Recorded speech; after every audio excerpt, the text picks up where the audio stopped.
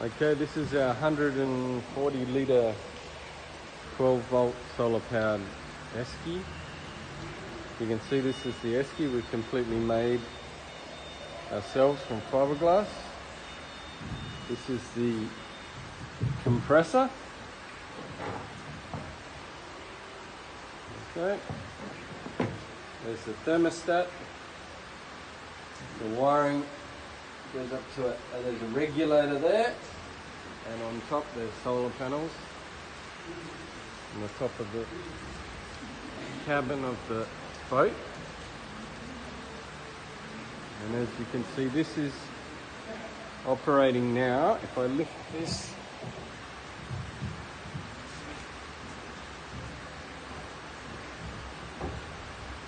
okay, I lift this, you can see the outside temperature here is 21 degrees. So I move inside, and now says -4. -11 up here.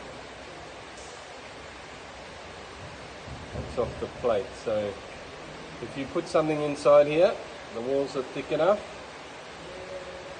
it will freeze. We can also adjust the thermostat here for the temperature.